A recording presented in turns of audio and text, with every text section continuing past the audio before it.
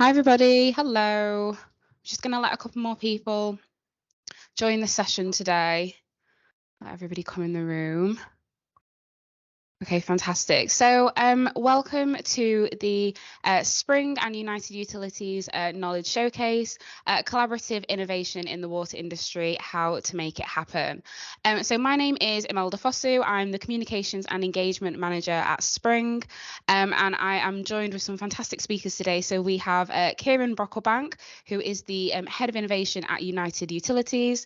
We have Professor Tony Conway and Professor Kamal Birdi, both from the University of Sheffield, who will be talking us through innovation. They are sharing their fantastic collaborative innovation guide, an industry guide to create the right environment for successful projects.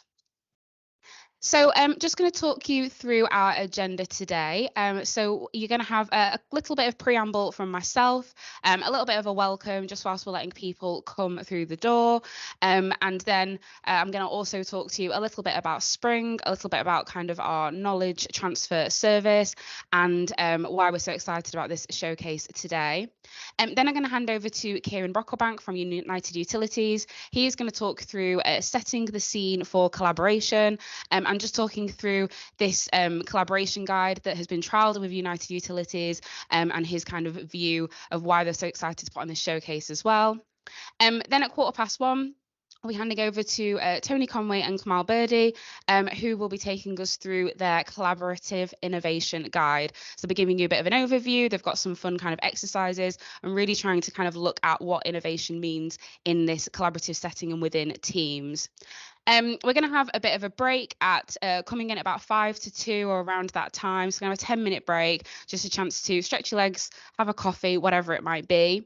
And then we'll be coming back at around 2 with Kieran Brocklebank again. We'll be talking through applying the survey from United Utilities perspective. So you'll be getting a water company's perspective on how they have embedded this collaborative innovation guide within their companies and how he's been utilising it with his team. And then we are going to have a panel with all three of our speakers, Kieran, Tony and Kamal. We'll be talking through the Q&A, which you can start writing in the chat whenever you are ready as the session is going through. I'll be moderating that panel, so I'll be picking up your questions throughout the whole 2-hour session. And then we're going to have some closing comments from Tony Conway and how you can engage with the guide further. So a little bit about Spring. So Spring was set up in 2021 as the UK Water Centre of Excellence for innovation for the UK and Ireland. And so the whole reason that Spring has been set up is to increase collaboration and reduce duplication throughout the sector. So one of the ways that we like to do this is through our knowledge showcases and our knowledge transfer offering. So that is done through showcases such as these and also our case studies which sit on our Spring platform. So this session is being recorded. You will have the chance to ask questions, and there will also be a case study coming on our platform afterwards alongside the recording of this session. So you'll be able to kind of pick up at any time and review it and share with colleagues or other people within the sector. So from Spring's perspective, we're really excited to be doing the showcase. It's our first one with United Utilities. I think it's a fantastic one to kind of kick us off this quarter. So I'm going to hand over to Kieran now from United Utilities. Thank you very much. Can I have the clicker, please? Thank you. Okay, everyone. Thank you very much to Spring for this opportunity to speak to you all. It's United Utilities first, but it most certainly won't be our last. We're really delighted because usually the Spring showcases are all about an idea. They're all about a project that's underway. But what we're going to be talking about today is a methodology about how we might use a guide to help us with some practical collaboration. And all I want to do at the minute is just try and set the scene for why we think that might be important. So on behalf of my water company innovation colleagues and the water sector in general, there's an unfair perception about collaboration. And we all know it's encouraged, but the unfair perception, I think, is that many observers don't think there's enough collaboration happening right now. And really, there's only a few people who can see the total amount of collaboration that's going on in the sector. And all I wanted to do here is just remind people there is a lot of collaboration that's happening already. It's definitely encouraged. Water companies, people in the water sector do know that working on your own in silo, duplicating what others are doing, is never going to be winning. Working with others is the winning strategy. Playing on people's strengths, using the power of a team to move forward and make great strides. And of course, there's more collaboration needed and there's more planned, especially with the fantastic opportunity of the current Ofwat Innovation Fund. But of course, it's growing and it's going to be bigger. And so the need for collaboration, the need for creating the environments for collaboration is going to be huge. Let me focus you on the left-hand side of the slide that's being displayed. There's a load of things going on already. We've already, in the water sector, developed a water sector innovation strategy. It was published a few years ago. It had all of the water company collaborators. It had all of the people who are active in the water sector helping us, hundreds of consultees. We've reached hundreds of thousands of people sharing the outputs, and it is available for you to look at. And that strategy was developed a few years ago and is evolving and maturing as we go. That was only an academic paper, of course. What we really needed was some practical application of it, and that's where Spring comes in. And I'm delighted that we're helping with Spring. It's our centre of excellence for innovation, and that's up and running, growing, improving every day. Of course, also in that time, we've had the Innovation Fund here in the UK water sector, an amazing opportunity that's really starting to bite, really making a difference. Over £100 million awarded to water companies to kickstart new transformational collaboration across the water sector. Absolutely brilliant. Of course, there's some things that's going on which maybe you might not be familiar with. Lots of work around open data in collaboration. A parallel organisation called Stream has been set up where water companies and others are collaborating around open data. There's loads of activity happening outside of the water sector that is emerging into the water sector, being brought in by the water sector to learn from other sectors. Why are we always inventing things when we could steal with pride from other areas? And of course, the nature of innovation, it's more of a transformational nature. We need much more radical solutions to today's and future problems.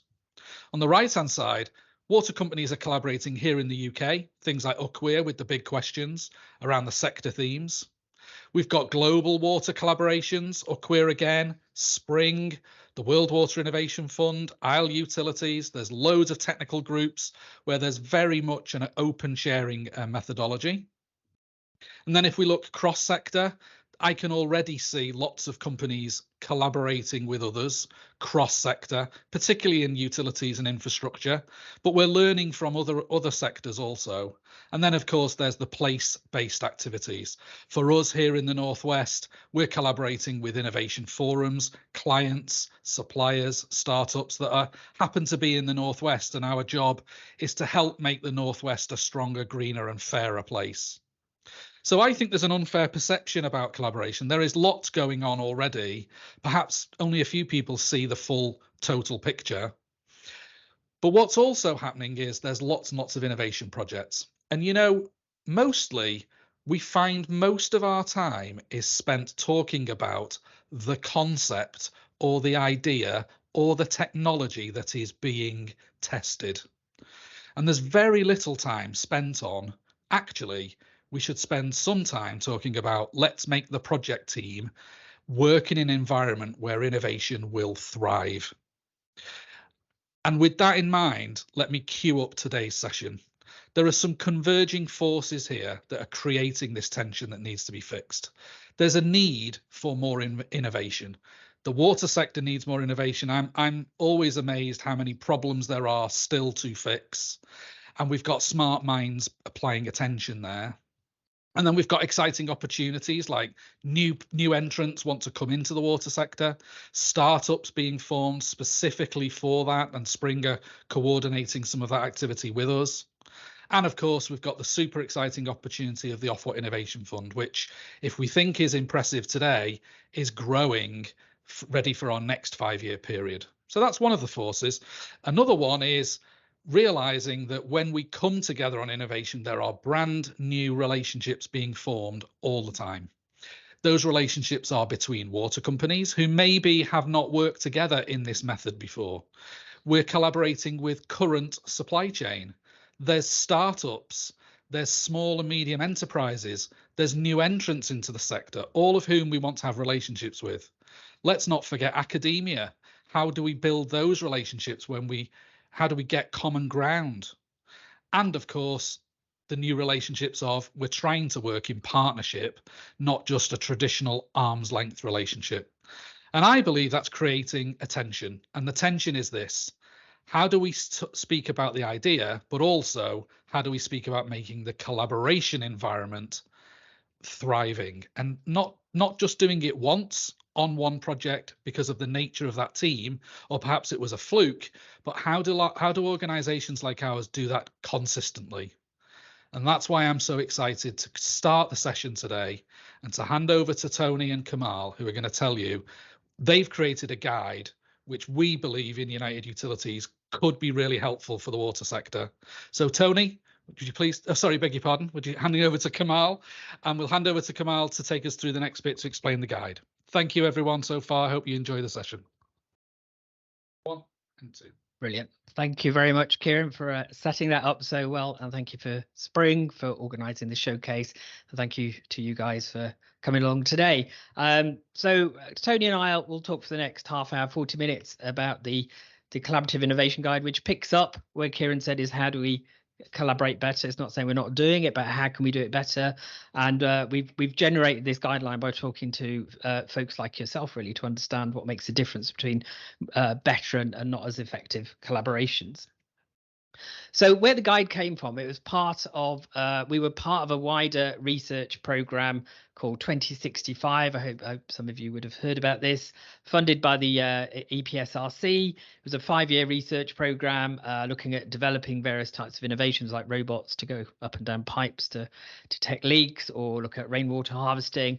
And Tony and myself were working on a particular project theme around collaboration for innovation. We're so trying to understand what are the barriers and facilitators of improving collaborative innovation and turning that research into practice as well. So there's quite a lot of partners and collaborators within this program, and we thank them all for their input. So in terms of research, we did various literature reviews to sort of understand the lie of the land. And then we went around interviewing lots and lots of different people from water companies, utilities, academics, policymakers, users, groups, etc., to try and understand from their perspective, what do they think are the barriers to collaboration. So from that, we were able to analyze the data and pull out some of the common themes in terms of barriers and facilitators to innovation. Alongside the research, we were also running a range of practical activities and workshops where we brought different stakeholders together. So you might have been to some of our thought leadership clubs. We also did workshops on behalf of UCWE around the big questions, and with Ofwat around the innovation consultation as well. So we had the research and the practice going in parallel. So what I'll do now is I'll hand over to Tony, who's going to talk to you a bit more about the industry-facing side of what we did, and start with the guide. So Tony, over to you. Thank you. First of all, we're so grateful for you joining this showcase event today. Thank you very, very much. So where did all that research take us to? Something we felt really strongly about in the project team, and actually across the 2065 research program as a whole, was making sure that the academic research, actually very highly rated academic research, resulted in something practical and usable and valuable to the industry. We put a huge amount of focus on that. So what did that result in? We put together the industry guide on collaborative innovation, publishing that in May 21, and that can actually be downloaded from the Spring website. That guide, it is practical. It's designed to be readily accessible. It's designed to be user-friendly. Absolutely key that industry found this something which you could use on an everyday basis. And we're so pleased that United Utilities and others are actively using it. A key part of the guide is the diagnostic tool. there's a set of questions, kind of a checklist, a diagnostic that a project team, an innovation project team can answer, that rates the collaborative capability of that team against the different factors. And we'll speak some more about that in a moment or two. That is an absolutely fundamental piece of the guide. And we're also publishing edition 2 of the guide in September this year. As well as the guide, we published a How Not To pamphlet. This is a kind of a tongue-in-cheek, humorous, modestly irreverent look at collaborative innovation, all about how to be world-class at preventing collaborative innovation. Sometimes we learn by understanding the best way of doing things. We can also learn from thinking about how not to do things. And all the examples in this 10-minute read, this pamphlet about being world-class at preventing collaborative innovation, we came across all those examples in the research. We've also put together a training course. That training course, we've run that twice, very successfully, and we'll be putting together forward further training courses. So that's the outcomes. And what did we actually find? For this to work, to make sense of the factors that help or hinder collaborative innovation, we need a framework of thinking. So we split an innovation project into 6 key project stages. And just think of this as a filing system so we can pull our thoughts together. We identified 14 key themes, and within those 14 key themes, 44 key factors. That's a lot of things to think about to be successful at working collaboratively. But we would like to think the framework that we have in place is very manageable, broken down into those 6 project stages and 14 key themes.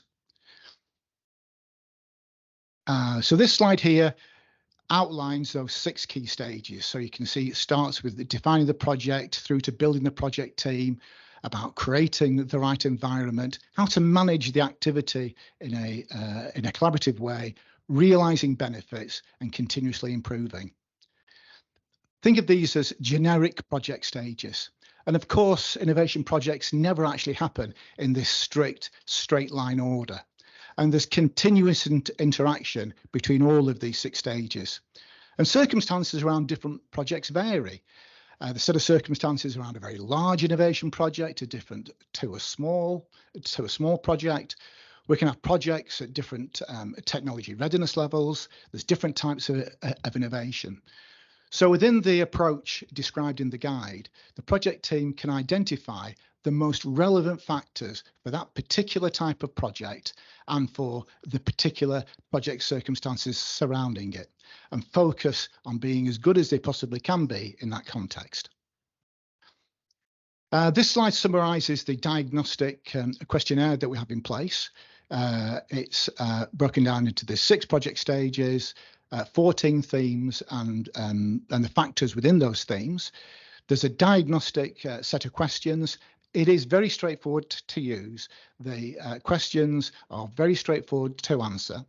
And what it results in is a rating scale against each of those factors, which can be summed up into each of the themes. And through this questionnaire, a team can identify where is it strong from a collaborative point of view and where are the areas where it can get better. And then thinking about the areas where it could enhance its performance from a collaborative point of view, you can then go and look at the guide to work out what good looks like and what needs to happen. Absolutely key and fundamental part of the guide. So what we're going to do is just pull out some of the key learnings, some of the key research conclusions from the research, a lot more detail in the guide. But if we look at this project stage 1, defining the innovation project, just clarity of purpose is absolutely key. And you'd probably be surprised how many innovation projects start without establishing that clarity of purpose at the start. Of course, the purpose can move on and it can be refined and it can be developed over time. But starting off with everybody on the same page, so there's a compelling, shared and unifying vision, is absolutely critical.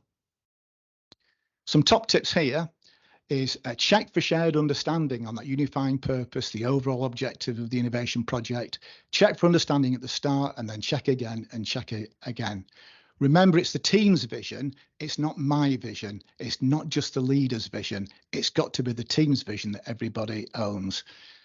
Everything has to align, the strategic intent, the operational intent, what everybody in the team is trying to achieve. There has to be alignment. And when we talk about the unifying purpose and the objective, emotions matter.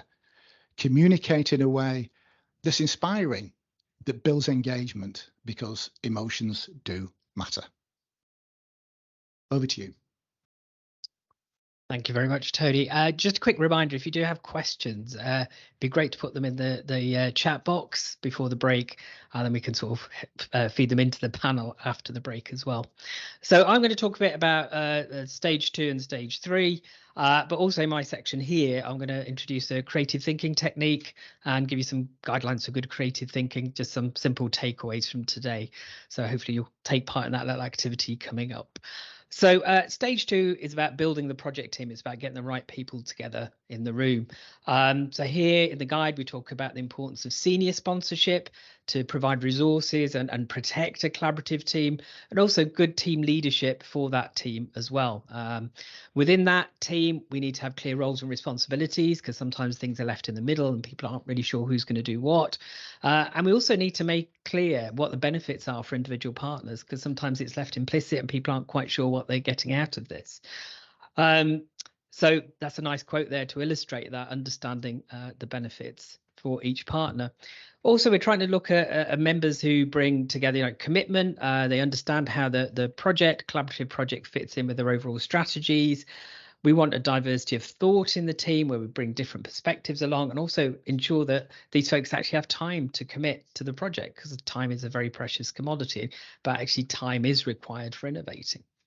And we also need people to be open-minded and willing to engage in the creativity side of things, to actually be willing to explore new avenues and come up with new ideas. And we'll be talking a bit more about that later. Stage 3 is when you've got those people together, how do you encourage and establish an environment, dynamic environment, which is people sharing ideas and collaborating and really being successful and fruitful in their outcomes. So some of the things that we pulled out in discussions and interviews with people in the water industry were things like the importance of building trust, psychological safety, which is creating an atmosphere where people feel honest to share criticisms and worries and concerns rather than keeping them inside, and airing those, actually having quite a good way to sort of resolve any issues or differences.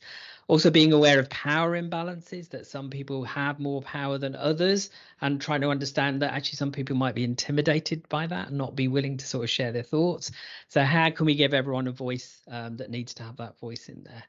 We talk about the importance of formal communications and also informal communications, just in terms of having those chats just to keep things going, just to keep people on board, and also the importance of language there. We're all sort of guilty of jargon in our disciplines and areas, and actually that's a bit of a barrier to engaging people. So, let's try and cut out the jargon. Let's try and make things simple and accessible so those people can come through the door and have a chat with us. We have different attitudes to risk and failure. So it's understanding what our different groups are worried about, what is risky for them, and also how can we mitigate against risk, and how do we deal with failures as well. As we know, innovation is about trying new things. Failure is inevitable in trying out new things, but what do we learn from that to make it even stronger and more successful next time? And of course, commercial dimensions such as intellectual property rights, or making that clear probably near the outset, really, so everyone knows where they stand. So as I said, I'm just going to build on the collaborative creativity side of things, because it's really important that the team is able to open up these new avenues of thinking. So here's a few top tips, and then we're going to try out a creative thinking technique called Smart Little People. So first point is, we need to generate lots of ideas when we're trying to be creative. Just having 1 or 2 ideas doesn't really push the doors open that much. The more ideas you generate, the more likely you are to have something that's original and different from what was done before. Secondly, this is a really collaborative element. We can sit in a room and we can just verbally discuss new ideas, And often what you get is someone spending 80 or 90% of the time telling you their one apparently great idea, when other people really don't get a chance to air their views, and they might have even better ideas there. So key takeaway from today is, if you're in a group, give everyone a bit of time on their own just to think and jot down their ideas. Once you do that, then get everyone to start sharing the ideas that they've come up with. And what you find out, you'll have a much more productive idea generation session with many more people offering their ideas.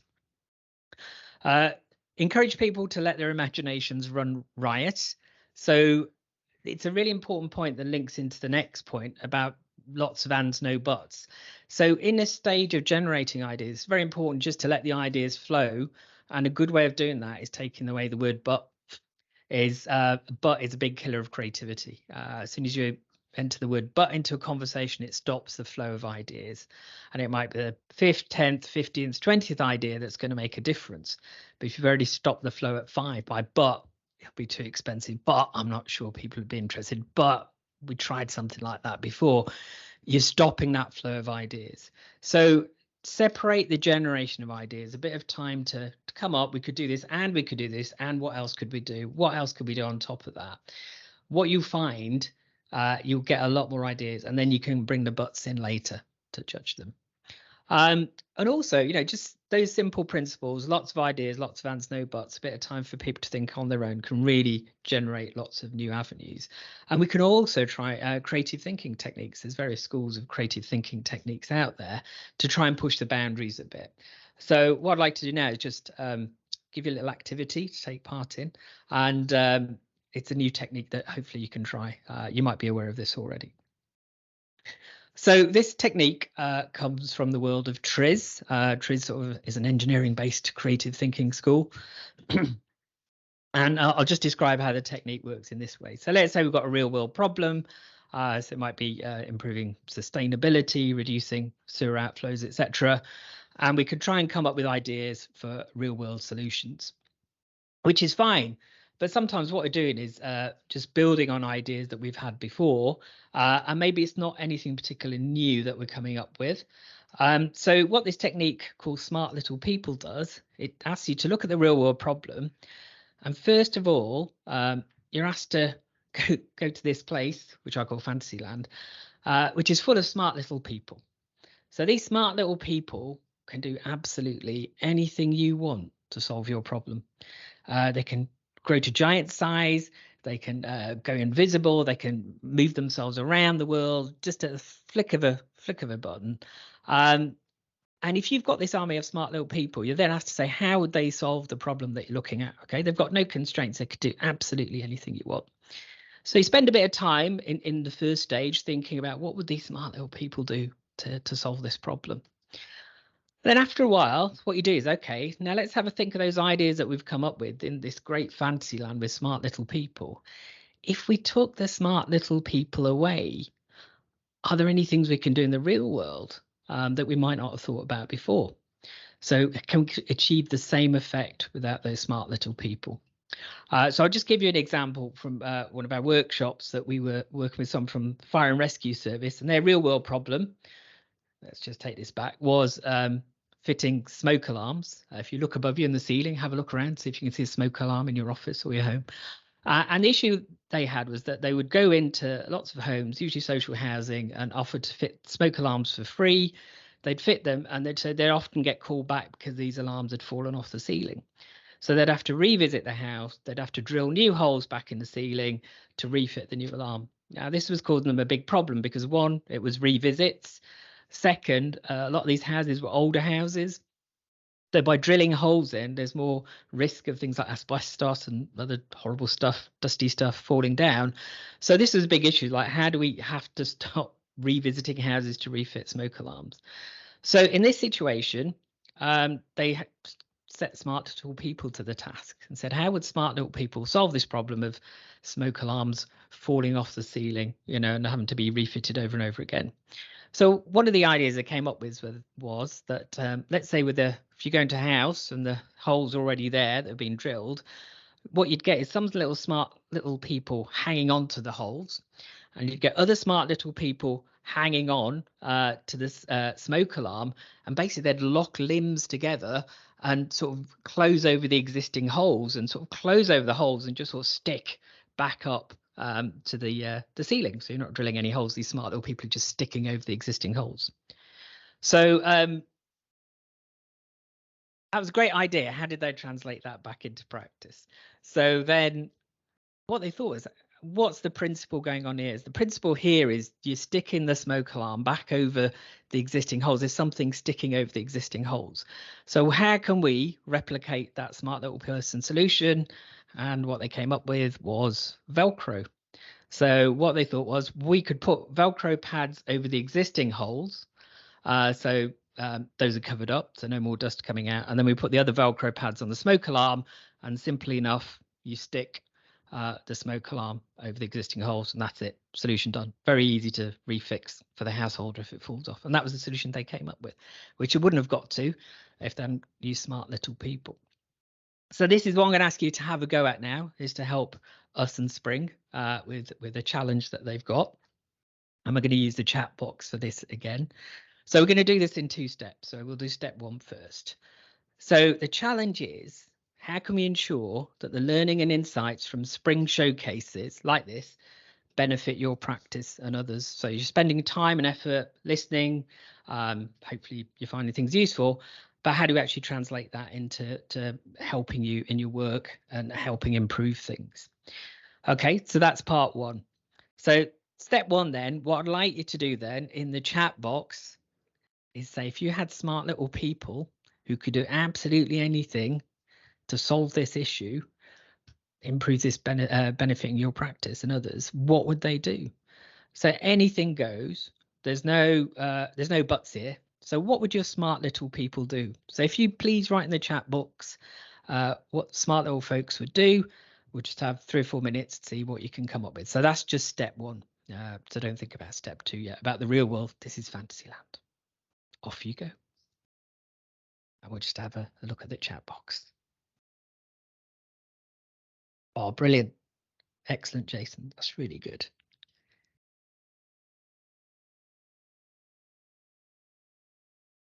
Oh, great stuff. There's some really good ideas coming through already. You said Friday's a quiet time.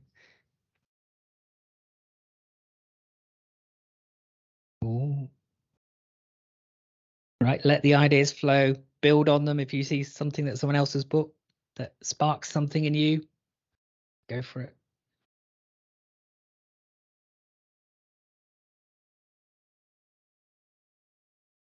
Excellent. Just let your minds wander. Once you've got one thing down, see what else you could do.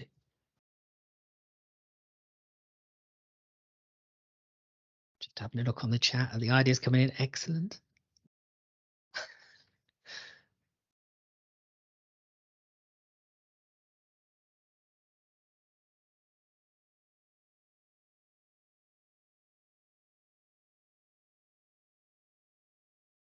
Fantastic.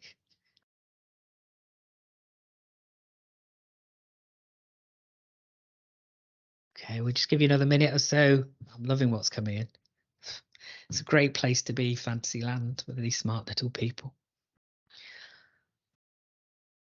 Some people find it helpful to put faces on these people. It could be, what would the Avengers do? What would your parents do even to sort this out? Set your homework.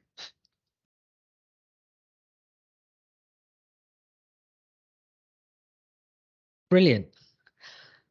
I think these answers are really good.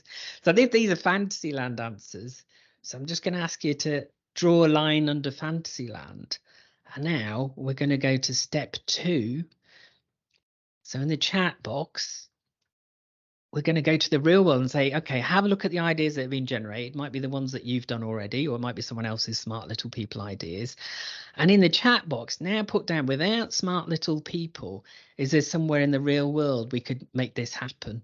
Or does it make you think of something we can do in the real world? So some of those ideas are directly translatable, but there might be others, if someone's sitting on your shoulder as a smart little person, how can we then translate that to something in the real world? So it might be getting a follow-up email or a follow-up discussion, for example. That might be something you want to put in the chat box. So a few minutes now in the real world, what we're going to do. So over to you, folks.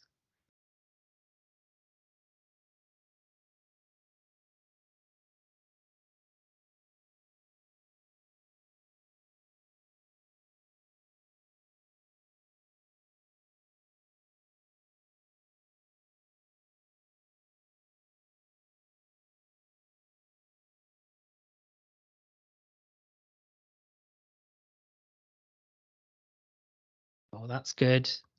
There's some good real world stuff coming through. Spring folks, are we liking the ideas that are coming up? Chloe and Imelda? Yeah, we've got good thumbs up there.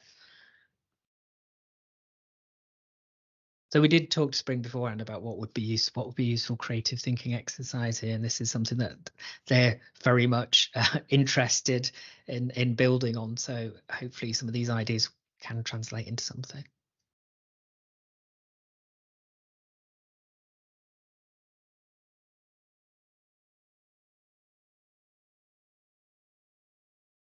Oh, I think that's looking excellent.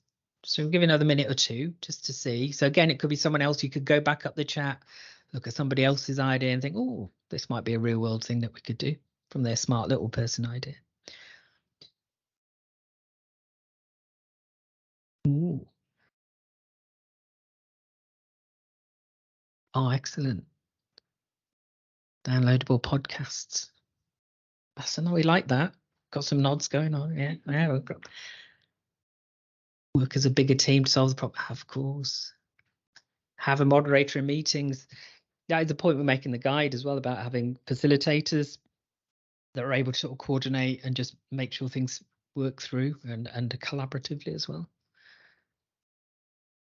Have an innovation moment at the beginning. Oh, I love that. Oh, right, I'm going to look at these chat ideas later on. I think some fantastic things there. I think that's probably enough now. If there's more ideas popping up in your head, feel free to add them into chat, but also questions for the discussion later.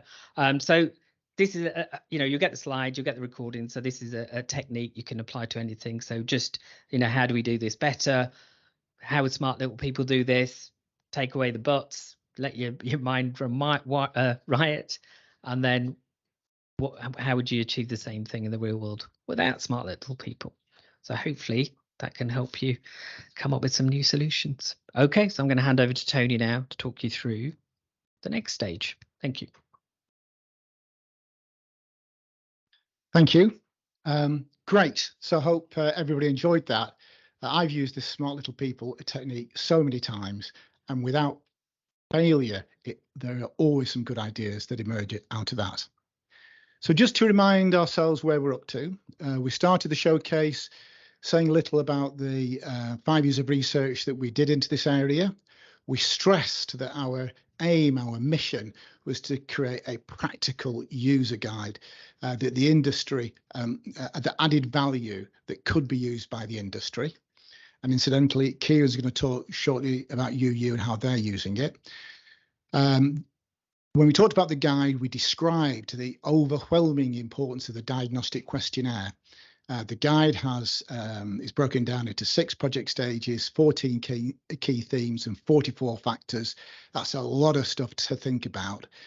So the diagnostic questionnaire for a project team working on innovation is absolutely fundamental. By filling in that diagnostic questionnaire at various stages of the project, you're able to identify where the collaborative strengths are and where collaboration could be better. You could then use that information to focus your efforts on those particular factors that will enhance collaboration, and use the guide as your reference because it will describe what good looks like.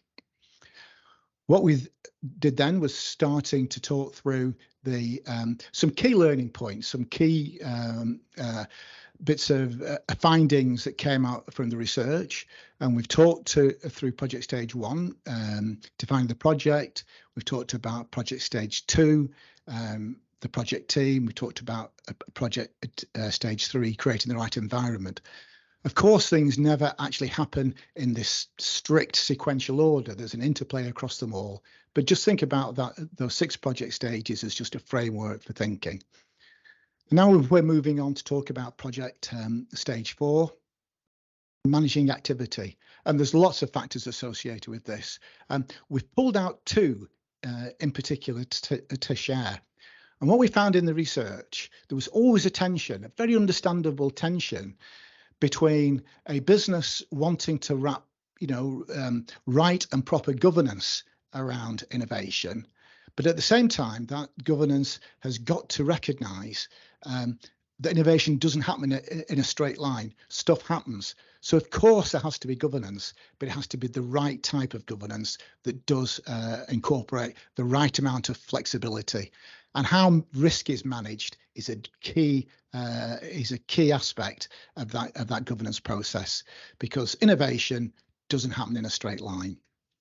A second big finding in this project stage 4 was making sure there's clarity of decision making, that decision making criteria are clear, they're not opaque. Who's making what decisions when is absolutely fundamental. We found this is a kind of an unkind observation, but sometimes when it was a difficult decision, it had to be made, project teams were sent back to find more data, present the data in a different way, do more digging, come back with more information. And of course, there can be valid reasons for that. But at the same time, that's got to be done in a sensible way.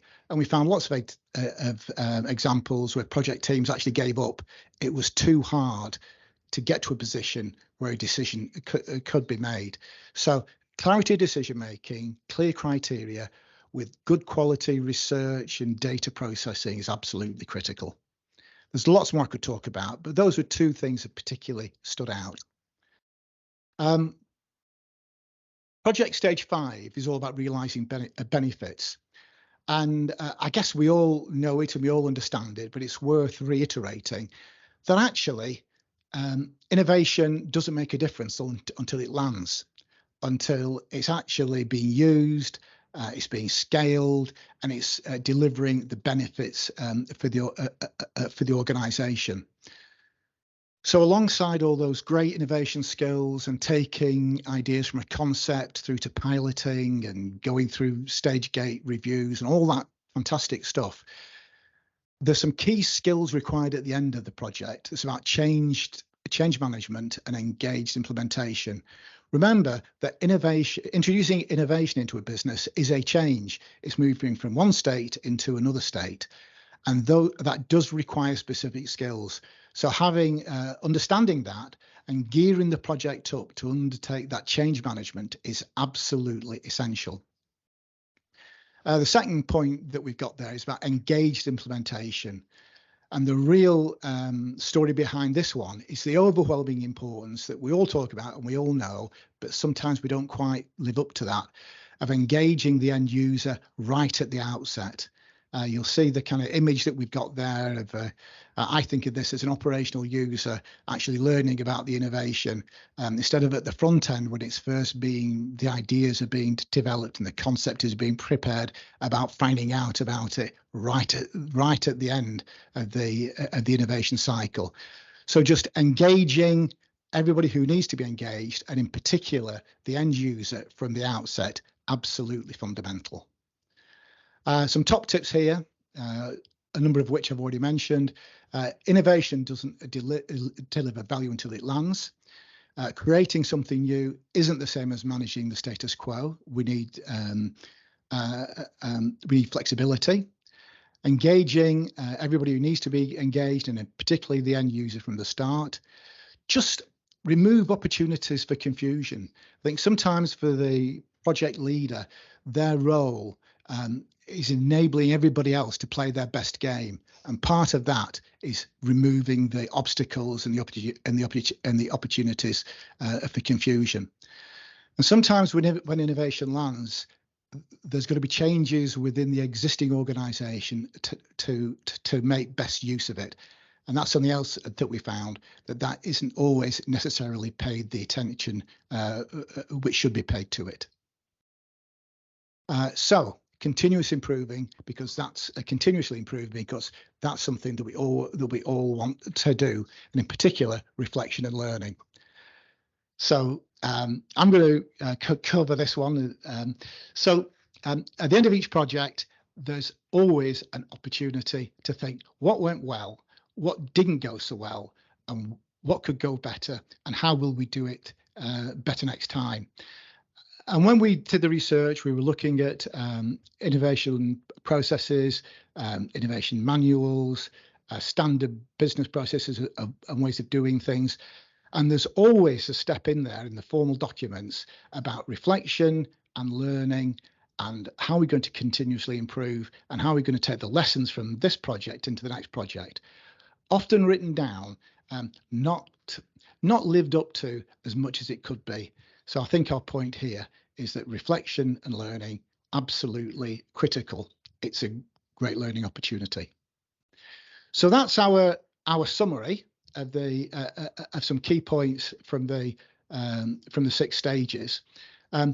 It's a bit like an iceberg, this. We've just pulled out some highly visible findings and conclusions. In the guide, you will see so much more. But I think the advice I would give, don't start off by reading the guide. Start off by using the diagnostic questionnaire to understand where are the areas that you need to focus on to enhance the collaborative capability of the team, and focus on those factors. And if you look at the guide, you will see what good looks like. So we are now at 10 to 2, thereabouts. So we're going to put in a 15-minute break. We're going to return it in 15 minutes, which by my watch is going to be around about 2 o'clock. So if everybody could be back for 2 o'clock, that would be absolutely ideal. And I'm just having a message. And then after 2 o'clock, Kieran is going to be talking us through how you are actively using the guide to deliver value and enhance capability. After Kieran's talk, we're going to move into a panel session. So please do put any questions that you have in the chat, and during the break we'll be looking through that, as well as taking questions that you haven't put in the chat when we do the panel session. So we'll see you at 2 o'clock. Thank you. Thank you, everyone. Welcome back. So, thank you, everyone. Welcome back. I feel like a nightclub singer here. Well, we're in the Northwest, so the Beatles, I get by with a little help from my friends, and that's exactly what we've got going on here. So thank you to everyone so far. And in terms of friends, thank you very much for everybody's contribution. The chat was pinging through Teams, and I'm really, really pleased that people are connecting to what we're showcasing today, connecting to the guide, connecting to the interactions that we're asking you to take part in. From our side of the fence, we're speaking into a laptop. We're getting no feedback at all in this room. So it's really, really helpful for you to be doing that. Thank you. So why don't I now build on Kamal and Tony's work. They've described the guide. They've described parts of the guide, the themes, the questions. They've talked about the stages of projects and exactly how different things are more and more relevant as you move in and out of the project stages. Some of that sounds so obvious to us all, don't we? People run projects every day. They're building treatment works, they're running maintenance programs, they're doing digital transformation projects. It all sounds also obvious, doesn't it? But of course, the real trick is how on earth do you take that theory and how do you apply it and apply it at scale? My story then for the next few minutes is how United Utilities has started to apply the guide. We are by no means Jedi Master experts on using this guide, but we do have some ambitions to use the guide more to help ourselves and run our innovation portfolio better, relying on collaboration and creating that environment for collaboration to thrive. Okay. So let me try and bring some of the guide to life. And the way I'm going to do that is I've got 3 sections. I'm going to talk about a particular project, which was our first project that we used the survey and the guide with. I'm then going to tell you about our learnings. So learnings as a water company, learnings as a client. And in this example that I'm sharing with you, we were the lead partner in a project that involved a number of partners. And I'll describe the project first of all. I'll then describe our observations, our learning, and then I'll finish with where is United Utilities planning to take this guide next? What's our ambition about how we could build on this early work? How could we build and make it more integrated? So let me first start by telling you about this project that we selected. We chose one project to take the guide and to apply it in real life. And it happened to be this project. And I'm just going to describe it for you just so you get some context as to what that project was and how it worked. Well, the background then was we'd set up a project about circular economy. How can we take waste from one area and keep materials in circulation, perhaps using the output of one project as the raw material and ingredient and helpful to another project, another part of United Utilities. We also knew that circular economy is a growing topic. It's vital for the water sector, it's vital for all of us for our decarbonisation and environmental challenges. And so we knew it was an important project and we knew we couldn't do it on our own. Certainly, we couldn't do it at the scale we wanted to on our own. And that's why we bid for the Ofwat fund, the Ofwat competition.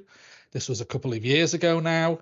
The project of its nature, a modest sum, just about £250,000 in total, with 5 partners. You note the word partner, not 5 participants, but we aimed for those people, those organisations to be collaborative and to work in partnership. United Utilities was the lead partner, meaning we provided lots of the project management, we provided lots of the early guidance and the direction, but we were very much supported. We had a core team of other water companies and some consultant help, and we had some specialists in this circular economy world. Classic project structure. We had a project board, technical teams, workshops, brainstorming exercises, all the things that we're very, very familiar with when it comes to delivering a project in this collaborative way. Well, let me tell you a bit more about the project in terms of our ambition. The project originally started with, we were going to try and take some waste from our wastewater treatment works, our bioresources aspects, and try and reuse those and make those valuable materials somewhere else. That circular economy. It became very clear very early on that was not going to be a successful project for a whole host of different reasons, which I won't go into here. But we were able to switch quickly, and with Ofwat's help, they allowed us to slightly change the direction of travel of the project and move the scope to be all about capital projects, so construction materials. The way we set up the project was United Utilities as the canary in the mine. So we were representing lots of water companies. We were going to apply these new techniques into United Utilities first and pretend that United Utilities are a typical water company. And if it worked for us or didn't work for us, that would give some guidance about how we might improve and change it before we rolled it out to other companies. So we're in this circular economy world. We wanted to go further on circular economy and use United Utilities first. But of course, I mentioned before, we had a core team, we had lots of support, and that support came from other water companies, some consultants and some specialisms. Of course, just us taking advantage of circular economy wasn't the ambition of the project. What we offered to Ofwat, which is why we were granted the funding, was we will not only do it for ourselves, we will create a blueprint, a roadmap that other water companies could mimic our approach. Of course, when we create the blueprint, we create it with all of the mistakes that we made in the early days, all fixed, all ironed out, and we can share the top tips. So there's the ambition. And in terms of just some more background about the project, just maybe something about the delivery challenges, it's worth sharing with you that of those 5 partners, we'd never worked together in partnership before. One of the partners in there was from out of the water sector, and therefore had no experience not only of the water companies, but of the water sector. What on earth would that circular economy and water sector actually look like? but they were experts at this phrase symbiosis, this circular economy world. They'd just never applied it in water before. So we were genuinely transformational here. We were creating a first in the water sector. And just to reinforce that a bit more, yes, there are some examples of circular economy in the water sector, but no one had ever created a blueprint, a manual about how water companies could apply this themselves.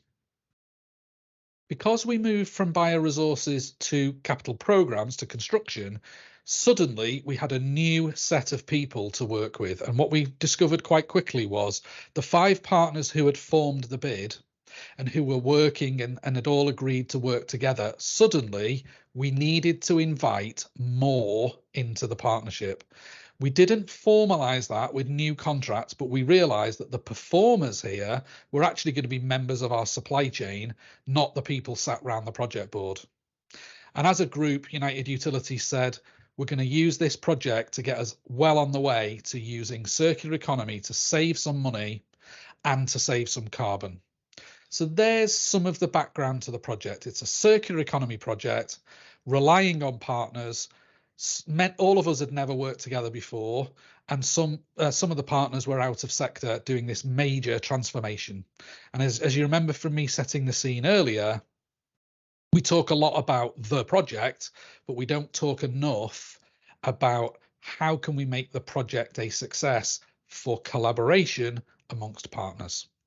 So now let me share with you an example of the output of the project, which I believe was successful because we used the guide to help us. And I will explain how we used the guide, where we relied on it, where we moved away from the guide, and just generally how we put more effort into collaboration. Here's one example of the few projects, the many projects that we undertook with this Ofwat funded project. The idea being, can we move waste from one project to be valuable raw material and an ingredient for a new project, a different one. This is one example here. It's a project at a wastewater treatment works here in the Northwest. We were decommissioning that project, and traditionally there are lots of commodity items left over on a project which just get swallowed up in the project overheads and mess. They just get lost, they're invisible, and we don't traditionally put effort into finding a way for those materials to be rescued, to find a new home, and to be put to good use. What we also discovered here then at this particular site was the best way of reusing those materials was to transfer them from one site to another capital project. And interestingly, it was the project with the same member of the supply chain, not a member of our partnership, but our same construction partner community. And very interesting observation, all of these capital projects, and it'll be the same in lots of water companies, I imagine, they're very much treated as silo projects. They're their own profit and loss. They're their own little fiefdom, their own project team with their own project resources.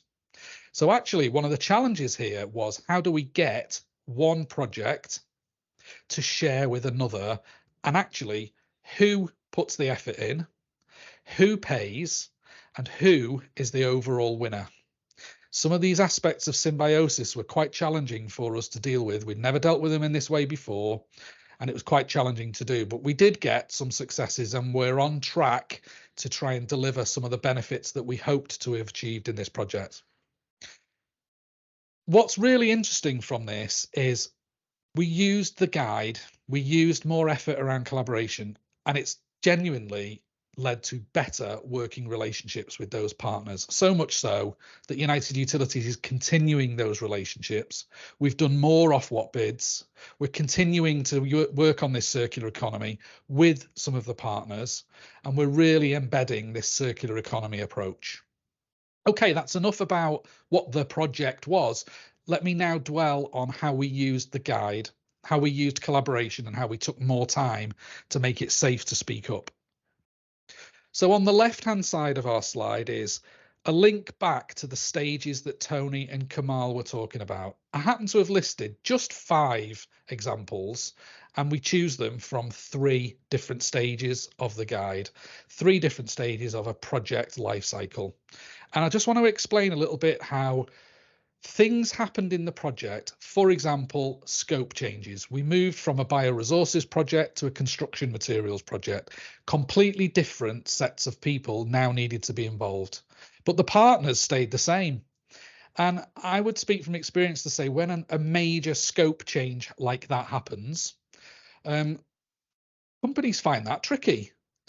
Partners have signed up to a particular contract, signed up to a particular level of effort, and now suddenly we've got a whole new project on the table that we want to deliver instead.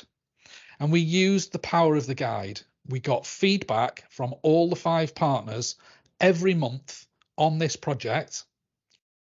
And using that feedback, it helped open the doors to some very adult and productive conversations all around how we handle those scope changes.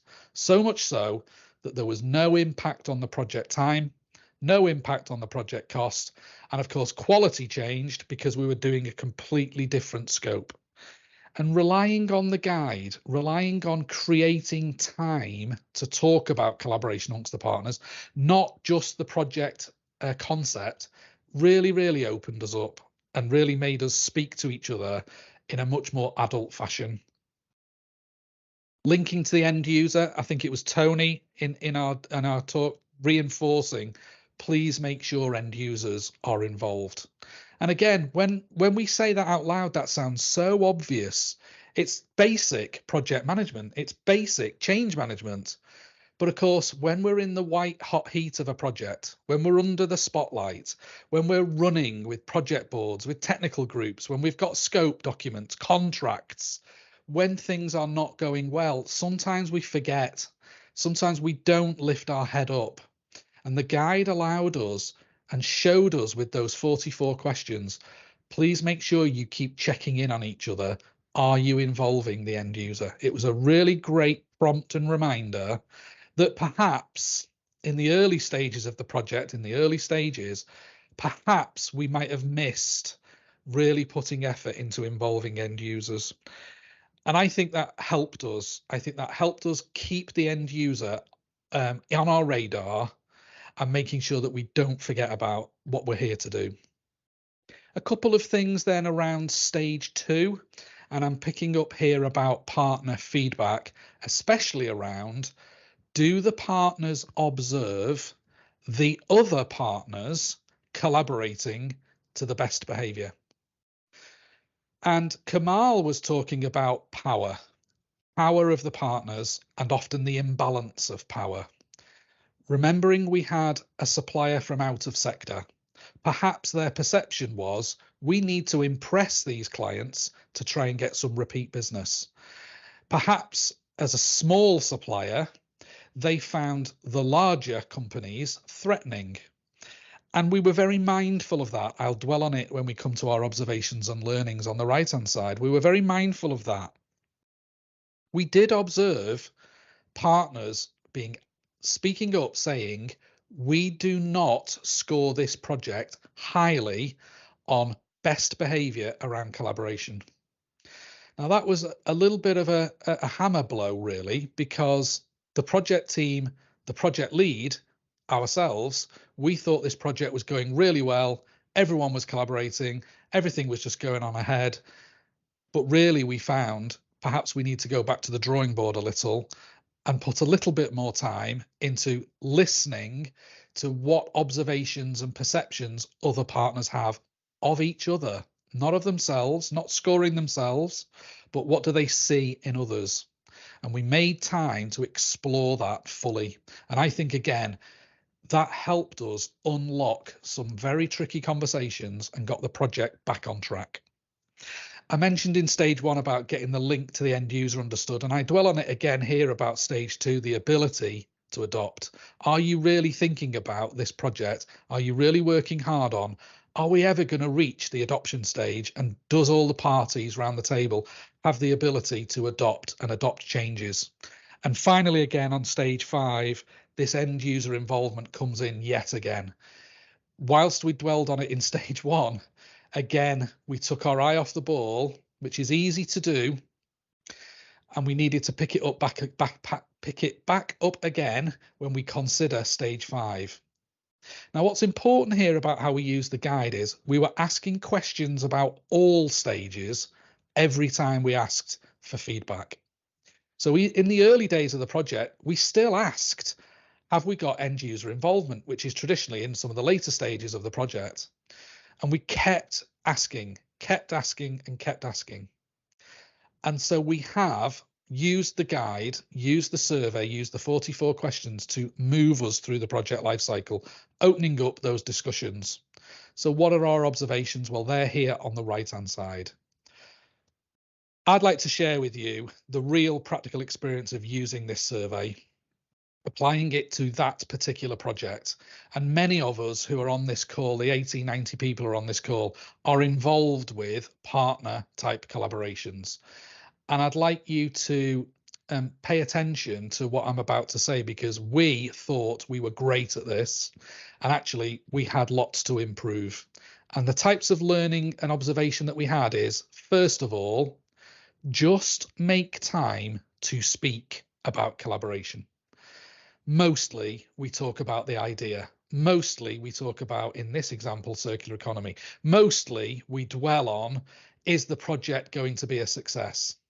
But we don't talk about the environment for it to be successful. Just make that time. In our case, we asked for survey responses on an infrequent basis over the life of the project. We created time at the project boards where we talked about project success, the circular economy. Have we got the movement of materials at Glazebury Wastewater Treatment Works? Of course, we made time for all of that, but we also carved out time dedicated to looking at the guide and looking at the feedback from everybody about how well we were performing from collaboration. And in terms of using the guide, I think Tony and Kamal have both recognized the practicality of this. It's a guide. It's not a diktat. It's a guidance that people can choose from. Of course, use the diagnostic. Of course, use the survey questions, but use it as a guide. And we found that most helpful, where we were having good discussions around it's broadly telling us this kind of information. And I choose then to move on and talk about success. One of the things we carved time out for was, because we did this multiple times in the life of the project, we were able to spot movements. We were able to see early on, we might be scoring one of the questions, just 2 out of 5. But of course, month by month, period by period, survey by survey, we could see that number increasing. And what we did was we took time to celebrate in our modest way, but we celebrated those increases. We didn't take them for granted. We acknowledged that some things had improved, and we wanted to acknowledge that, and we formalized that at those project board meetings. What else I would add here is we did not, and I would possibly encourage everybody not to set a target. We actually found that the project was successful enough, but we did not reach 5 out of 5 scoring in every one of those 44 questions. And perhaps for some of your projects, you need to realize many of the questions may not be relevant at that stage, which is why relevance matters. But also maybe don't, as a project board, don't set yourselves targets, particularly with owners of targets, because that possibly leads to some bad behavior about reporting of targets and hiding of information. So recognize this for what it is. It's a guide. Recognize the feedback, celebrate the increases, but maybe don't try and hear yourself say, and by next month, we need to be at 4 out of 5 on these 5 questions. Maybe don't be as mechanical as that. Recognize you've got time to make increases and build on that. And I want to talk about power. We had 5 partners in the group. We had a very large water company as the lead. And in terms of power, we had the relationship with Ofwat in terms of funding. So we held all of the project funds, and we released them dependent on performance against milestones. So straight away, we're holding the purse strings. We probably are perceived as having more power than others. Of course, we were the canary. We were the first test site for some of this stuff. And of course, we had out of sector partners in the room, and we had small and medium sized companies in the room. So that imbalance of power, we recognise that. And we recognise that it was probably helpful for us to make sure that the smaller sized organisations had as much of a voice as the others. And if you're thinking about, oh, we've got some feedback here that someone's reporting that they're scoring 1, a low score, a 1 out of 5, how do you go about influencing that? A large client like us shouting at a small supplier to improve probably is an imbalance of power that doesn't create that collaborative environment. And then you might be successful, but you won't be consistently successful. So look, just on the right hand side of this slide, there's 5 learnings. Carve out the time to actually speak about this. Use the survey, use the feedback as your support. Make sure you celebrate the increases. Perhaps avoid setting a target of where you want to be by next month. Allow things to improve. Recognize the power that each party has. Recognize those imbalances and those biases. And think about how you might influence the scores and recognize the power balance when you do that. And of course, relevance matters. Everyone has the same vote. Care about implementation at the beginning as much as you do towards the end. So what's our ambition? Oh, just give me 1 second. There we go, sorry. So where is United Utilities taking this next?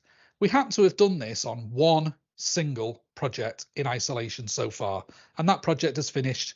It's delivered what it meant to do, and we're building on that, so much so that for our innovation portfolio, we are going to grow. We're going to apply this guide, our learnings from the guide, we're going to apply it so that we've got about 1/3 of all of our significant transformational activity.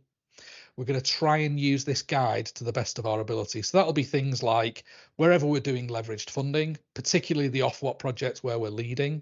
We have a number of internal talent programs. We're going to use that with our talent here in our early careers, because we want them to feel like collaboration is important as well, not just the end result. And we've picked up our first project that we're already running this with, which is a project called CastCo, which is an Ofwat-led project by United Utilities that's got many, many partners. Let me tell you about that project, because we're doing something slightly different there too. It's our first priority. It's a multi-year project. There are over 25 partners, and we have it's a large value contract, partnership contract, and it has very formal governance in play. So many partners, national reach, so many different tests and trials underway, testing so many transformational things. We have a very formal governance process in play already. So what we're going to do is we're going to start quite low key. We've looked at the 44 questions in the survey, and right now for the stage that we're at, we've prepared a cut down survey. We've prioritized which questions of those 44 are the most relevant to get us going on this project right now. And we're going to use the power of the partners to endorse that approach over the summer. We're going to use the survey just with about 6 or 7 of those partners first, but then we grow. We're going to grow and bring more and more partners into the fold using the guide and involve them at the right groups, the technical groups, the national groups, the geographic groups. We're going to involve this process with them. And for us here at United Utilities, really what we're finding with the guide is this is going to be another tool in our toolkit about how we run our innovation portfolio, how we manage our innovation model. So what we've decided to do is we've decided to take the effort away from the individual project. If we're going to get 30% of all of our projects, which is about 20 projects, let's say, we're going to take all the effort away from the project and we're going to provide it as a service. So we're going to have a single coordinator who is disconnected from each of those projects. And we're going to create the survey mechanism. We're going to issue the survey, get it back. We're going to agree what's relevant with the project team at that time. We're going to anonymize things. We're going to agree the frequency, and we've already started creating a project dashboard. So a data set that we can provide back to the project leads. Here is your data. But because we're doing this for 1/3 of all of our projects, I want to see a program view. How well are we doing across all of those 30%? And so we're going to create a dashboard that aggregates the results from all of the individual projects and puts it in one place so that we can spot where are our strengths in collaboration. We keep getting end user involvement wrong. How do we increase our muscle and our capability to do that properly? And so in summarizing this section, we've had a go. We've used the guide as Kamal and Tony described. We've applied it in one area. We have ambition to grow it in others. And it absolutely, today's spring showcase sings and dances when it comes to the model that we use when it comes to managing innovation. We have talked today about leadership. We've talked today about tools and data and metrics and systems. And we've talked about collaboration and partnership. We've also talked about ambition. And of course, the reason for the spring showcase is about learning, knowledge management. The three of us here today are sharing some of our experiences, and we hope you've found that engaging. Most of all, though, we hope you find it inspirational to do something next. Thank you, everybody, for your time. We're now going to move into the question and answer session. So thanks for all your questions so far. Imelda, please may I pass back to you? Thank you. Amazing. Lovely. Thank you so much for that. So just whilst we just set up for our Q&A, I'm just going to quickly stop sharing. So we've had some fantastic questions coming in. So if you could please continue to write questions in the chat, and I will be moderating and having a look at them. And if you want to continue to write in the chat. And so I'm going to look at our first question. So this is from Jason Mingo, and Kieran, I'm going to hand this on to you. So it says, how have you managed the tension through working openly across the supply chain to drive innovation and support your objectives? Thank you, Jason, for that question. I described one of our projects, which is the symbiosis one, and I described how we realized that the scope needed to change and involve our supply chain. By the way, I just noticed that we're all at a funny angle here, aren't we? I looked down on him because we did say we would do something like that. I can't believe it's not often I'm the tallest in the room, which is very, very odd. Sorry, to come back to Jason's question. Sorry, thank you. So how did we get this innovation in supply chain? I think what helped us was that we were talking to the suppliers early. We started talking to them about, we've got this circular economy project. We don't quite know how we're going to run it yet. We do know that we want you to be involved. Fortunately, United Utilities has had a relationship with the two supply chain partners for many, many, many years. So we already had a mature relationship that meant we knew exactly who to speak to about what projects and to open the doors for that discussion. So I would say, how did we do it? Well, I think what helped us was maturity. I think secondly, it's well known, I think, that the water sector, all organisations need to do more action when it comes to the environmental performance. And so we found our supply chain quite receptive, really. Certainly all the partners were, that we were going to tackle an environmentally focused change project. And they were quite receptive. And in fact, we found our supply chain partners had internal experts who we could call on to speak to about how we might integrate this into how they work. I think also suppliers are quite capable at some of this aspect, but perhaps we just don't see it consistently applied from all the suppliers. So I think there was already a light bulb moment going off with us as the clients and with our suppliers, that really when we brought those two things together, that really helped. So Jason, to try and summarize your question, we had a mature relationship already. Lots of people already know we should be doing more on the environment, and actually the suppliers had their own experts that we could start speaking to. Thank you. Just adding a bit on to that from a collaboration point of view. When we were carrying out the research, doing deep dive interviews with a whole host of players across the water industry spectrum, a consistent message from the supply chain was having an appetite to invest in collaborative approaches, and a strong message was that's best initiated right at the beginning of a project, rather than a response to things not going too well, that we need to do something differently.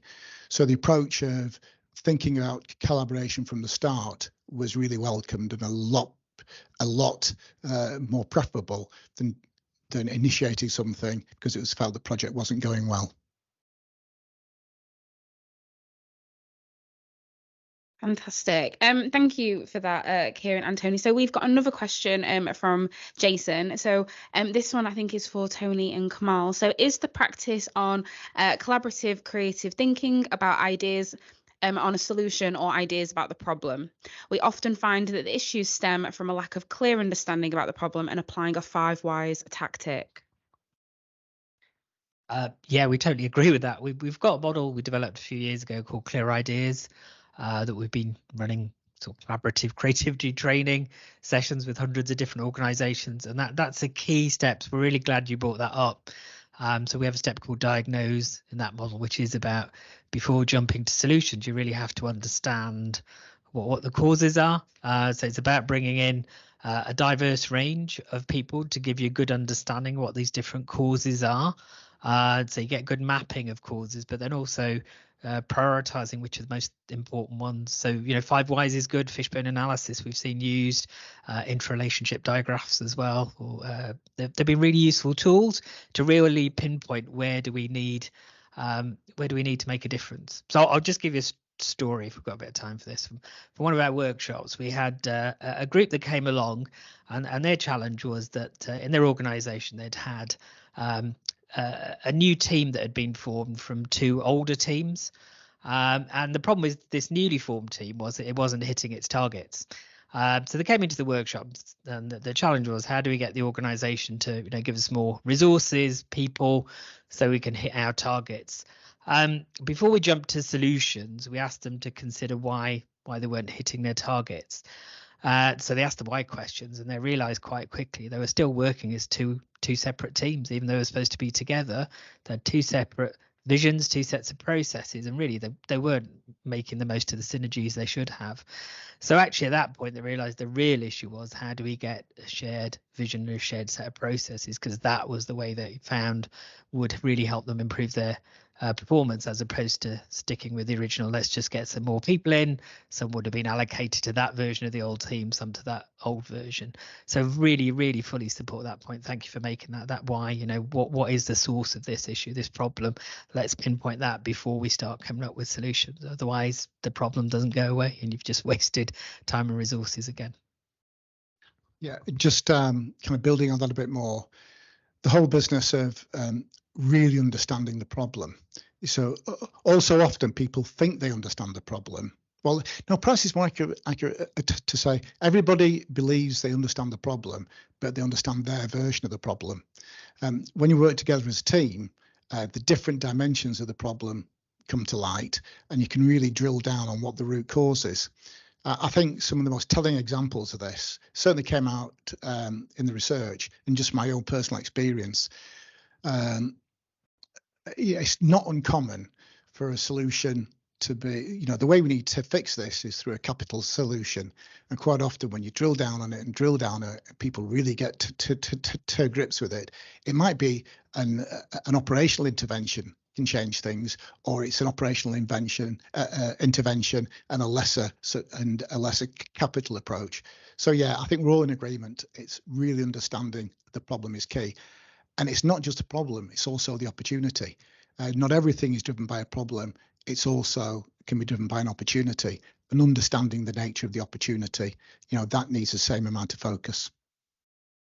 May I build on that? Because I was really intrigued there about focus on the problem. It's of course the start of the innovation process. So getting that right means that you've got a fighting chance of the rest of the stages being successful also. Wanted to bring to life then the project that I was talking about, the Symbiosis project. Our problem when we first set out became, how can we get the same supplier to share within their own organization? Whereas the ambition that we really have, oh my goodness, how are we going to deal with this?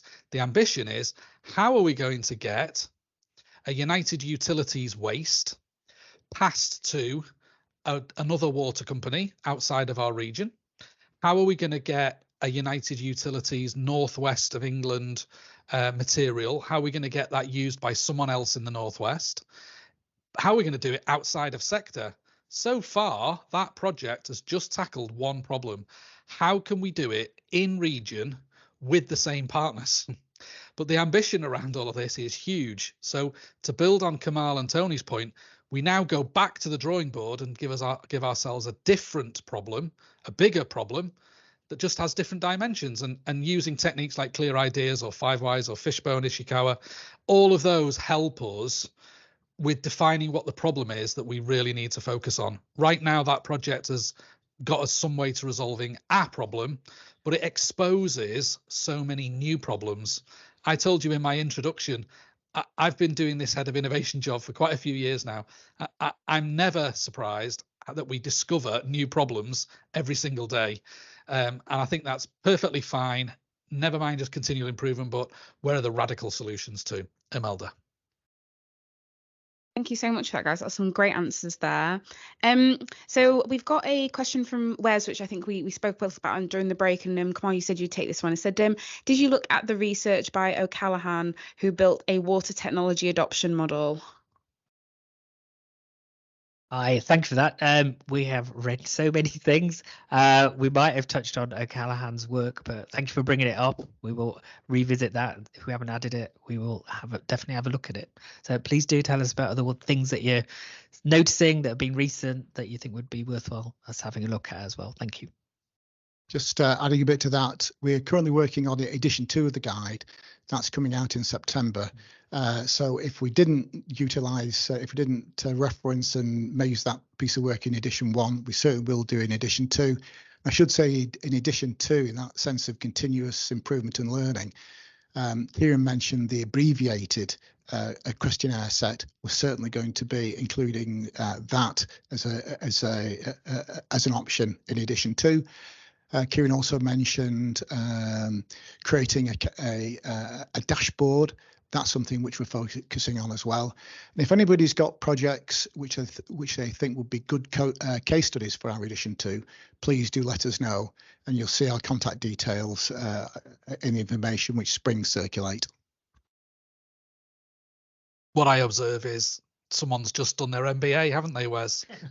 With that literature search. Thank you very much for that question. Thank you for that all.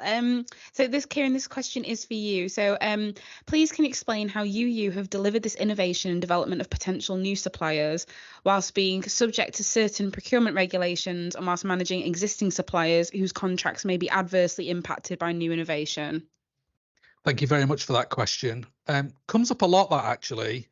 You often hear blockers to innovation. We can't possibly have a new idea because we have a long-standing agreement with a supplier for a conventional solution. Of course, we need to break out of that thinking. We should be demanding more improvement every day. We do want to respect contracts, and of course we do. My example I used about symbiosis, it's a bit of a red herring, that question, because we were talking about an innovation that's brand new, transformational. There wasn't an existing supplier of symbiosis that we were displacing with this new innovation. But what I would comment is this problem appears a lot. We expect our current supply chain to innovate, to deliver us what they delivered us yesterday at lower cost, faster, and to higher quality, and with an increased safety record. We expect that continuous improvement. But when you come to now, we've got a brand new way of delivering a problem, and that displaces a conventional solution. That is really tricky and does need to be managed well. In United Utilities case, we have our Innovation Lab program, and it's a shameless plug. It's currently open and live right now. Use Ask Jeeves to search for that, or Google maybe as a lesser known search engine. But why not try Googling United Utilities Innovation Lab? You'll find the application process on there, and that's deliberately designed to overcome and fast track those procurement problems that were raised in the question. That's set up as a procurement process where we invite innovations around a problem statement, and it's not accurately described, it's not well described, it's not nailed down, because the more and more you describe a problem, the more tendency to describe the solution you're looking for. So we've deliberately made some of the problem statements vague, and you'll see in there we have some wide ranging and diverse problem statements that we are looking for a range of solutions. And the reason I happen to be dwelling on that now is because the lab process allows us to get into rollout contract very quickly. In fact, we're on our 5th lab program now, and we've had adoption through that process in every single one of our labs. Of course, lab 1, we were developing the process as we went, so we have a small number of adoptions from there. But lab 4, which is our most recent one, over half got into full procurement rollout, and we're scaling up and we're doing some major transformational things. Get on those search engines, have a look for the Innovation Lab, apply if you think it's relevant for yourselves. The closing date is in a few weeks. But for now, maybe you want to look at some of the case studies that's on our website that describes how we've overcome those procurement problems. Thank you for the question. Thank you so much for that, Kieran. So we've got another one from Jason. I think this is maybe one for you, Tony or Kamal. It says, did you look at the difficulty or process in the lead up to and which allows for initiation of project stage 1? In the absence of conventional business case development, given innovation doesn't travel in a straight line, what were some of the insights gained from the project to get project to stage 1 and onwards? And just before I hand over, Jason has written in the chat. So Jason is coming in from Australia today. He is from the Water Services Association of Australia. So Jason, thank you, and James Gardner's colleague, thank you for coming from Australia today. Good day, Jason. Yeah, thank you. Great question, and it really points towards another key finding from the research. In some ways, these things they can sound like organised common sense. But, when you're in the heat of battle, when you've got so much going on, when you're trying to move things forward, common sense can be a casualty. One of the most important things for the initiation of a project was that there needs to be alignment across a whole number of factors. And if you get alignment, then you are far more likely for that innovation project to be initiated in stage 1. Some of the key alignment factors, I guess the first one, we all do innovation, pursue innovation for a reason. It's got to fulfill a need. That need might be a problem or it might be an opportunity. So essentially, the innovation item, certainly from a water utility perspective, has got to align with strategy. What's the strategy of the organisation?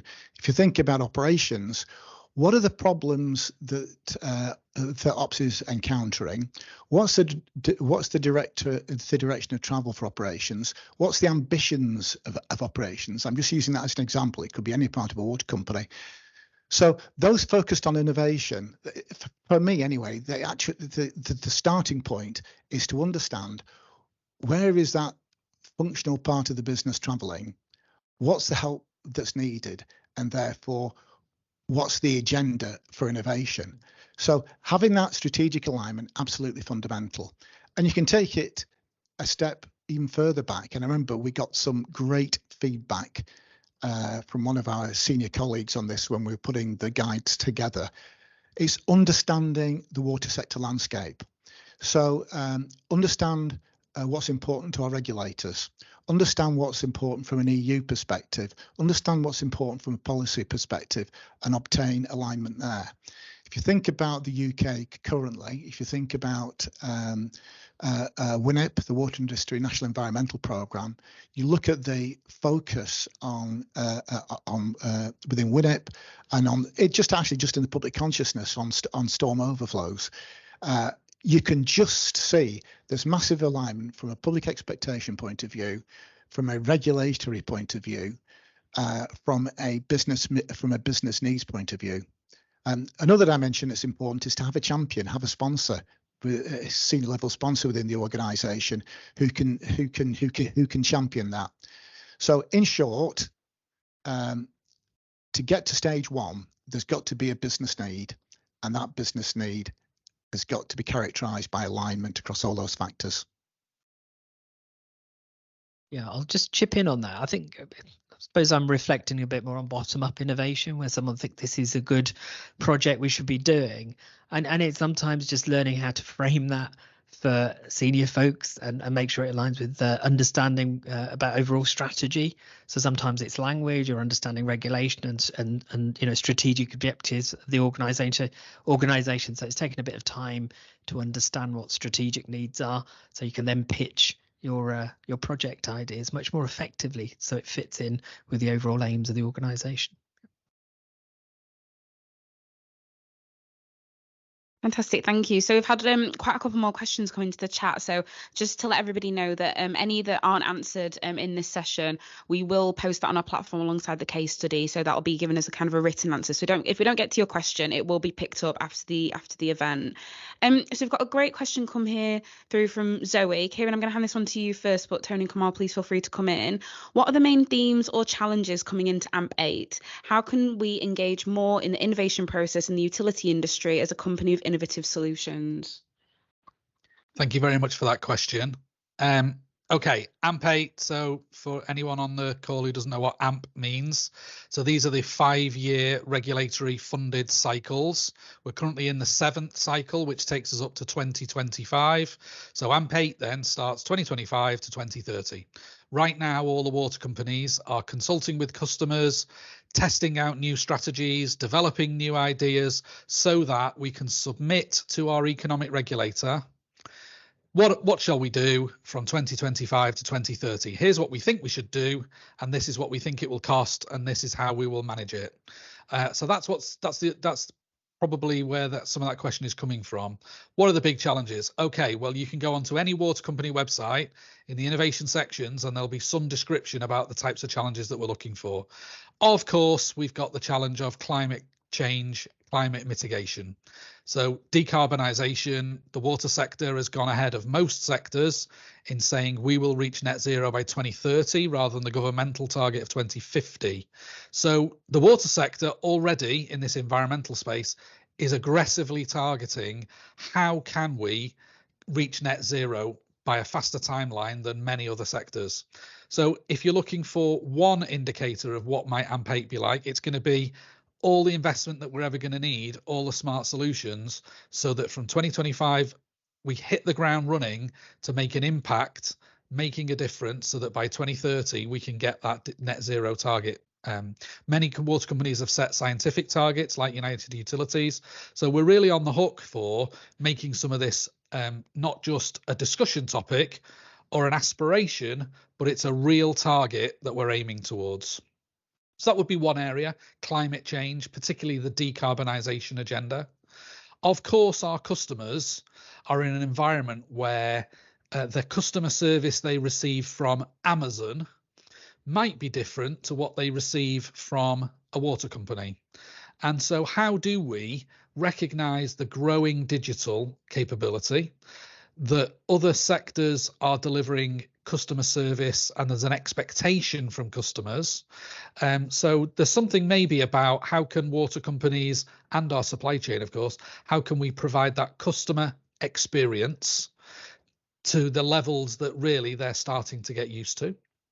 I think there's definitely something around the AMP8 capital programme. For all water companies, the investment scale is going to be bigger than we've seen for many, many years. And of course, that raises challenges. Firstly, how do we keep all of those costs affordable when we're in a cost of living and an affordability challenge for many, many of our customers in the UK and Ireland, of course. So how on earth are we going to do that? Disappointingly, here in the Northwest, we have over half of the most deprived communities in the country. So we're not only a water company trying to deliver an amazing water and wastewater services to 7 million customers, we have to recognise that the service that we want to provide may just not be affordable to many, many customers. But of course, we're going to try and keep those bills as affordable as possible. We're going to try and keep efficient. We're going to try and cut down on costs, waste, wherever we can. It's why the Circular Economy Project is quite exciting. So it's definitely something around affordability and customer experience. So environmental, customer. Then, of course, we've got water companies want to play their part in their geographies where they operate. So what is the role of a water company in my case, in the Northwest? How are we helping the Northwest? How are we making the Northwest a stronger Northwest, a greener, more environmentally focused Northwest, and of course fairer, so that we have all of that diversity and inclusion. So there's some challenges for you. The AMP8 capital program is going to be massive in our predictions, and that's the same in every water company, which raises challenges. How are we going to design all those smart solutions and get them adopted? Where are the skills? Where is the resource capability? So that's a huge challenge also. Don't know if my colleagues have got more to add on that. Tony, please. Thank you. Yeah, just a couple of quick points. Absolutely, the scale of AMP8 from the capital program, from the capital side, is just immense. And in the trade press and talking to colleagues, there's a real concern over the deliverability. So given that our showcase is about collaboration, from a personal perspective, I can't see how something of this magnitude can be delivered without even better collaboration. So that's absolutely key. If you look at the projected numbers for AMP8, it's the enhancement on the capital side. It's the enhancement program that we're seeing really big increases, and a bit of research will reveal what the big bucketfuls of cost are there. And stormwater overflows really dominates. Fantastic. So we've just got a couple of minutes left, but I'd like to do this one as the last question from Mike, which says, does the panel agree that transformational change is more likely to occur with innovation at the nexus of two sectors? Agriculture globally uses 72% of abstracted water, and the only innovation over the last 60 years to have any significant impact is in agriculture is in irrigation.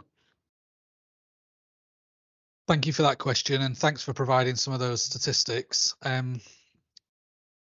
So if the question is around, will transformational change only really happen when two sectors collide?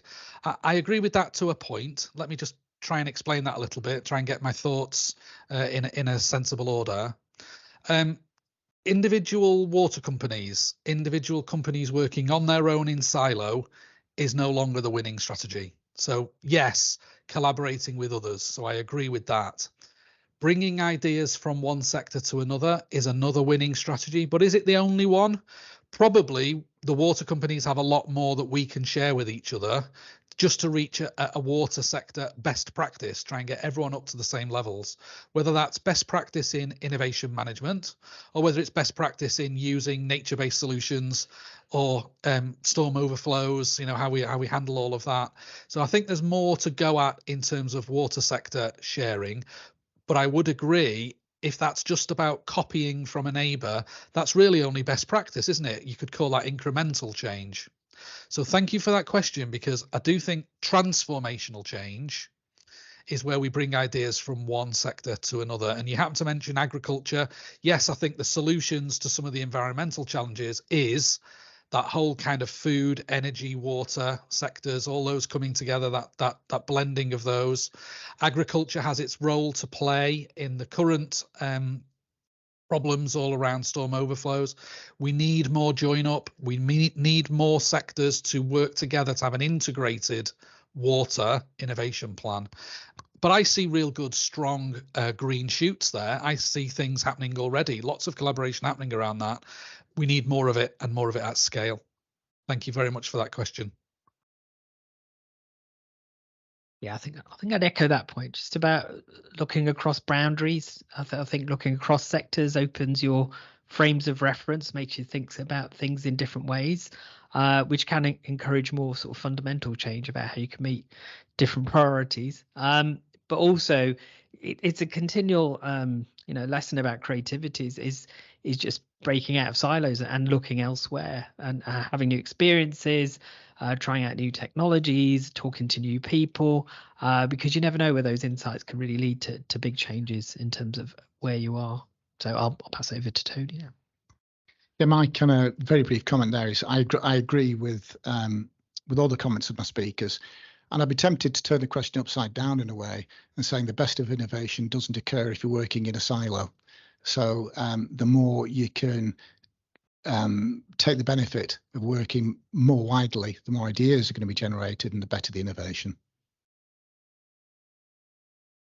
Fantastic. So I'm just going to quickly hand to Kieran and Tony in a second, but just before I do, I just want to say we're going to be launching a poll on your screen in a couple of seconds that will just give us kind of a bit of insight into how you found this session, and also, you know, the kind of knowledge that you would like to maybe take back and embed from there. Okay, thank you, Imelda. So 2 or 3 thank yous first of all. Firstly, to everybody who's joined the event, the showcase. We appreciate that everybody's time is extremely valuable. So to give up your time to join us this afternoon is really, really appreciated, and thank you so much. We are passionate about what we do, collaboration for innovation. So having this opportunity to share thinking, and in particular hear from Kieran how you are actively using the guide, is just great, and it makes it all worthwhile. Second thank you is to Kieran and United Utilities for hosting our event showcase. Great facilities, very professionally done, and a really it's actually a really energizing and uplifting place. So thank you very much, Kieran. Third thank you is to Spring for organising the event. Again, very professionally done, really well organised. We felt in very safe and capable hands, so thank you. And then just a couple of closing comments. First of all, the risk of being boring, because I keep on repeating it. The guide is a repository of good practice, and the way to get the best out of it is to use the checklist, the diagnostic questionnaire, the survey, first of all, to identify strengths and weaknesses, and then use the guide as a place of best practice to understand how to improve on those areas where you want to get better. You will see on the Spring webpage, you can download edition 1 of the guide. You can download an extract from the guide, which includes the manual questionnaire. And you can also download our 10-minute pamphlet about how to be world-class at preventing innovative calibration. Hopefully it will bring a smile or two. People seem to like it. So please do download those guides from the Spring website. We're currently working on edition 2, which we are looking to publish September, October. It's going to include a number of features. Kieran mentioned the abbreviated question set. We will have that as an option. We're also putting together a dashboard. We're looking for case studies. So if you'd like to contribute to that, again, you'll find the details of how to contact us on the Spring page. So Imelda, unless there's anything else you want to cover, I think that's it. We're extremely grateful for you joining us this afternoon. Please do fill in the poll and have a great rest of the day. Thank you very much.